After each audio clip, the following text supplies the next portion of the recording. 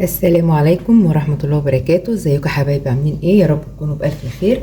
النهاردة هنعمل كيكة بالفانيليا، كيكة عادية خالص ما فيهاش اي ولا بالشوكولاتة ولا حاجة، لا هنعملها كده بالفانيليا عادية زي امهاتنا كانوا بيعملوها. يلا نشوف المقادير مع بعض هنعمل ايه. بس حابة اقول لكم كده في الاول كده قبل ما تنسوا تعملوا لي لايك واشتراك وتبعتوا لي كده كومنت حلو منكم، واللايك يا بنات، اللايك والاشتراك ماشي. يلا كده نتشجع كده ونقوم نعمل صينية كيكة تحفة من الآخر. هنشوف المقادير مع بعض. السلام عليكم ورحمة الله وبركاته. ازيكم يا حبايبي؟ عاملين ايه؟ يا رب تكونوا بألف خير. النهاردة هنعمل مع بعض كيكة عادية بالفانيليا. هنخش نشوف كده المكونات بتاعتنا. هنعمل كيكة سهلة وبسيطة وسريعة وجميلة جدا، طعمها بيبقى جميل طبعا كلكم عارفينها، مش عاملة يعني اختراع، بس قلت اعملها كده معاكم ونشوف هنعمل ايه مع بعض. معايا 4 بيضات، بيض بلدي او بيض احمر او ابيض عادي اللي يريحكم خالص. انا هعمل دبل يا بنات، هعمل يعني الصينيه، هعمل صينيه كبيره بدل ما هي تبقى صينيه صغيره اللي هي اول مقاس، لا انا هعمل الصينيه اللي هي اخر مقاس، اللي هي مقاس 30. خلاص معايا 4 بيضات ومعايا 3 من الفانيليا. خلاص احنا كده هنمشي كده بالترتيب. ومعايا معلقه من ديت اللي هي معلقه الرز، معلقه خل، ما تخافوش من الخل يا بنات. ومعايا كوبايه ونص من السكر، لو انتوا عاوزين تزودوا السكر وتخلوها كوبايتين او كوبايتين الا ربع دي حاجه ترجع لكم، بس هو السكر المظبوط اللي هيبقى مظبوط قوي للناس اللي بتحب السكر مظبوط هيبقى كوبايه ونص سكر. ومعايا كوبايه زيت، بس من الزيت اللي يكون ملهوش ريحه يا بنات، يكون زيت يكون كويس. ومعايا معلقتين كبار قشطه. القشطه ديت بتاعت اللبن اللي انا غليته، اللبن ده بلدي وغليته من بالليل وسبته يبرد وحطيته في التلاجة عشان اخد القشطه بتاعته. لو انتوا عندكم لبن بيتي او لبن المبستر يعني اتعاملي عادي وامشي بيه تمام كده، بس حطي بدال القشطه حطي معلقتين سمنه وخلاص. ومعايا رشه ملح، رشه صغيره كده. ومعايا 4 كوبايات دقيق، بس طبعا عشان خاطر انا الكوبايات عشان موحداها فانا عايرت بالكوبايه وفضيت كده في الطبق، وهاخد طبعا حبه حبه وهحط. ومعايا كيسين من كيك شيف بيكنج باودر يا بنات. خلاص انا يعني بحب اشتغل بالكيك شيف، بيديني نتيجه كويسه قوي. اللي وصل بقى معايا لغايه كده يا ريت يعمل اشتراك فضلا وليس امرا. وشجعوني يا بنات، يا ريت تشجعوني، تشتركوا في القناه وتعملوا لي كومنت حلو، تكتبوا لي تعملوا لي لايك وتكتبوا لي تعليق حلو كده زيكم. يا رب قناتي تعجبكم، وكل اللي بيخش على راسي وبيشرفني وبينورني والله وبيفرحني كلكم على راسي، ان كان بنات او شباب كبار او صغيرين كلكم على راسي والله. ولما بقرا الكومنتات بتاعتكم بتفرحني قوي قوي. ربنا يا رب يسعدكم، وزي ما بتفرحوني كده ربنا يا رب يفرحكم ويصلح حالكم، اللهم امين. يلا نخش على التحضير كده بقى على طول. بسم الله الرحمن الرحيم. اول حاجه يا بنات هكسر البيض طبعا انا غسلاه. بسم الله الرحمن الرحيم. انا غسله البيض ومسحاه، وخلي بالكم بسم الله الرحمن الرحيم مفيش قشر يقع زي ما احنا متعودين ان احنا نخلي بالنا من قشر يقع. طب هكسر البيض يا بنات وهرجع لكم عشان خاطر بس البياع اللي حلوا له المكان هنا. رجعت لكم تاني يا بنات. طبعا استنيت الراجل البياع لما يمشي، ربنا يرزقهم ويرزقنا يا رب. فضلت بصه من الشباك لغايه ما اشوف ان هو مشي ولا لا، عشان ما اقعدش اغسل معاكم كل شويه. هحط بقى على البيض الفانيليا 3 اكياس. انا كل حاجه هنا عاملاها تقريبا الدبل، بس ما عدا الزيت يعني مش مش مخليها دبل قوي يعني، علشان خاطر برضو الزيت غالي، فاحنا عايزين نعمل حاجه اقتصاديه. انا حطيت هنا الفانيليا، ولو انتوا عايزين تحطوا الفانيليا في الاخر يا بنات حطوا الفانيليا، ما تخافوش، عادي برضو براحتكم. بسم الله الرحمن الرحيم. هحط معلقه الخل، معلقه اهي تبقى مليانه كده، يعني ما تخافوش خالص يا بنات، ما تخافوش من الخل، مش هتحسوا بيه خالص في قلب الكيكه. خلاص هضرب البيض وهرجع لكم تاني. بصوا يا بنات، انا دلوقتي ضربت البيض، هحط بقى السكر. بسم الله الرحمن الرحيم. وهضرب. انا طبعا حاطه هنا كل حاجه بالترتيب علشان خاطر ابقى ماشيه كده بالترتيب، الحاجه ورا بعضيها. يا بنات لما تيجي تعملوا الحاجه يا ريت تمشوا بالترتيب علشان خاطر ما تتلخبطوش ويرتبوا حركه الاول. طبعا بصوا البيض انا لما ضربته بقى عامل ازاي، بقى ما شاء الله بقى هاشش. فترتبوا حركه الاول، ترتبوا المقادير الاول، وبعد كده تشتغلوا على طول عشان خاطر ما تنسوش اي حاجه، عشان طبعا لو في حاجه اتنست بتبوظ الوصفه. ان شاء الله باذن الله مفيش حاجه تبوظ.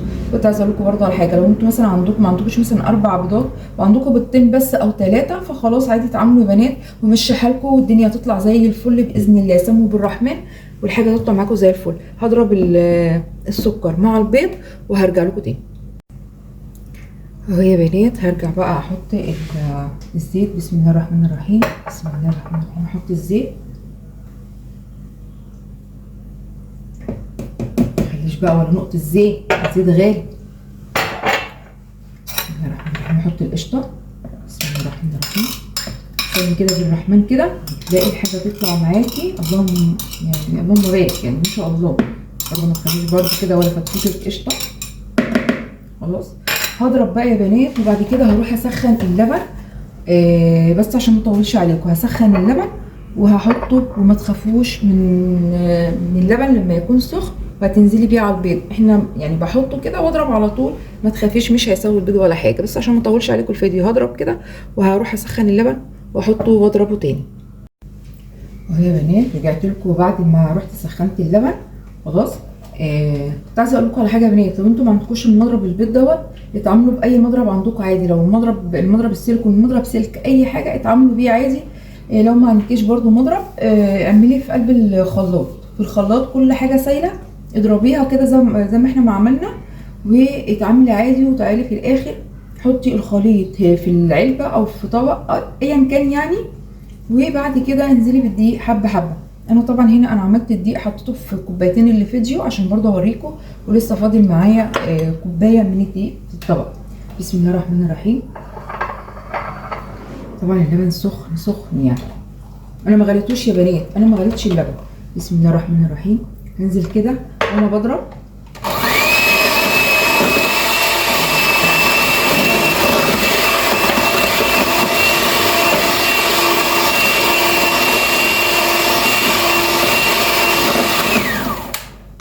احط كوبايات تانية. طبعا الكوبايه سخنه مش قادره امسكها مع اني ما غليتوش، بس هي يلا مش مشكله. بسم الله الرحمن الرحيم.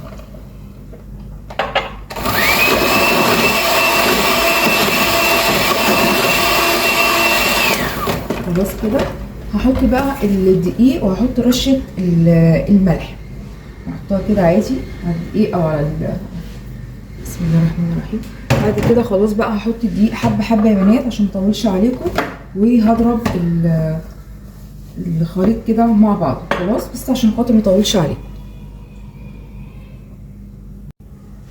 اهي يا بنات. بعد ما ضربت الدقيق في قلب الخليط، انا جبت دلوقتي الصينيه، هي مش الصينيه ديت مقاس 30. خلاص عشان كده عملت الكيكه، خليت المقادير ضربتها في 2. خلاص هحط البيكنج باودر، انا بحب احطه كده في الاخر. بسم الله الرحمن الرحيم. والمقادير طلعت بالظبط يا بنات، انا ما حطيتش لبن تاني ولا حاجه ولا اي حاجه تاني. خلاص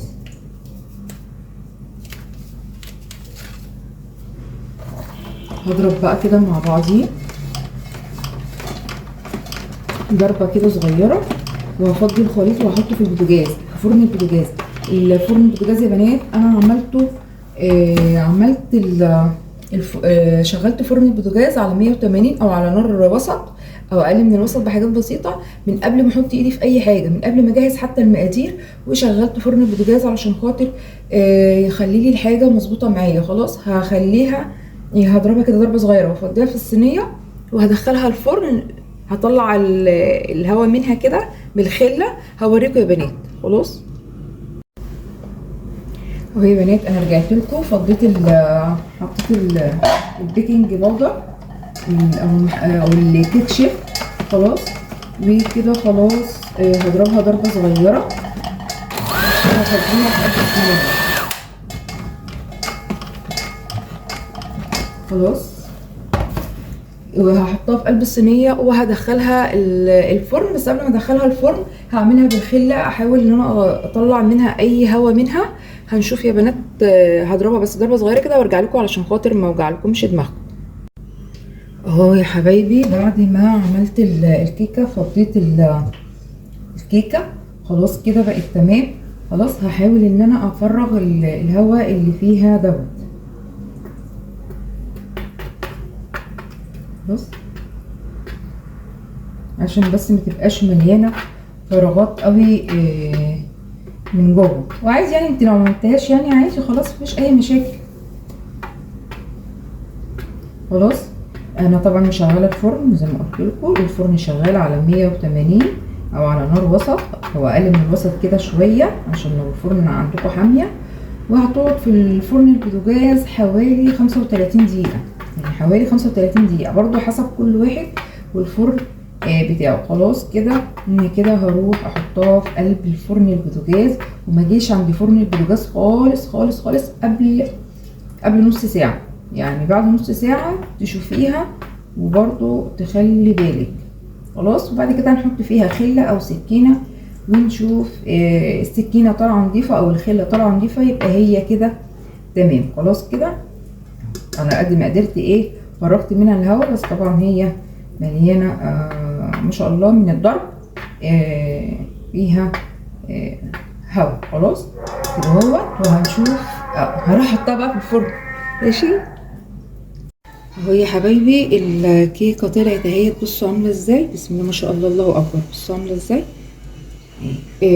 طبعا هي انا سبتها تبرد شويه، يعني مش لسه طالعه حالا من البوتاجاز، لا هي طالعه بقى لها حوالي كده مثلا بتاع 10 دقايق. خلاص طبعا زي ما قلت لكم تيجي تختبروها يا اما بالخله يا اما بالسكينه. تحطوا السكينه كده في النص يا بنات، مش في الجنب هنا او هنا، لا السكينه تطلع معاكم نضيفه كده، تبقى الدنيا زي الفل معاكم. خلاص اول خله دلوقتي انا بقى هقطعها. بسم الله الرحمن الرحيم. طبعا اوعوا تكونوا عاملين في صينيه تيفال ولا سيراميك ولا جرانيت وتروحوا عاملين كده، لا يا بنات اوعوا. ممكن تطلعي تقلبيها في صينيه ستانلس ولا حاجه، ولا صينيه اي حاجه يعني تكون ستانلس او المونيا يعني، او تقطعي زي كده تعملي في صينيه المونيا. لو ما عندكيش المونيا خلاص اقلبي الصينيه دي في صينيه ستانلس ولا حاجه. خلاص برضو عايزه اقول لكم على حاجه قبل ما انسى. البيكنج باودر الكيك شيف لو حسيت ان هو كتير، لان الكيس يعني الله اكبر لقيته يعني ما شاء الله يعني الكيس مليان، فانا حطيت كيس ونص يا بنات. حطيت كيس ونص، او ممكن تعايروا بالمعلقه الكبيره معلقتين كبار، تملي كده معلقتين كبار وتحطيهم. ماشي هقطع كده طبعا عشان خاطر جنى مستنيه الكيكه قبل ما تروحي المدرسه، فطبعا قلت لها استني عشان خاطر تدوقيها وتقولي لي ايه رايك فيها. طب اقطعها كده يا بنات وارجع لكم عشان ما اطولش عليكم الفيديو. بصوا بقى يا بنات، اطلعها بالشوكه. بسم الله الرحمن الرحيم. بسم الله الرحمن الرحيم. طبعا سخنه لسه. بسم الله. يعني احنا اول حته كده يعني ممكن تتظلم ان احنا بس عشان اعرف اطلعها. بسم الله الرحمن الرحيم. هي تطلعها في الطبق. هطلعها طيب واجيلكم اهو يا حبايبي. بصوا الكيكه طالعه الله اكبر، بسم الله ما شاء الله. بصوا عامله ازاي، بصوا الله اكبر عليها، هشه وخفيفه وجميله. مش بعد كده تاني جربوا يا بنات الطريقه ديت، هتعجبكم قوي وسهله وبسيطه. بصوا الصينيه هنا اهي. بصوا القاع بتاعها عامل ازاي، يعني القاع بتاع الصينيه عامل ازاي. طبعا انا عشان دهنته زيت قبل ما احط الخليط فيه، دهنته زيت وسمنه مع بعض كده، دهنه كده بسيطه خالص من تحت، وخلاص على كده فضيت الخليط. خلاص يا بنات زي ما قلت لكم جربوها، هتعجبكم وخفيفه وسهله. ادي النتيجه اهيت قدامكم. خلاص وزي ما قلت لكم لو انتوا خايفين من الكيسين البيكنج باودر اللي انتوا حاطينهم، حطي كيس ونص خلاص، والدنيا هتطلع معاكي تمام.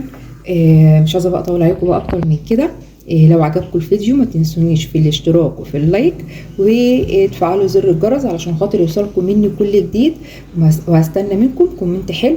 اقول لكم السلام عليكم ورحمه الله وبركاته. كانت معاكم هدى عبد الحكيم.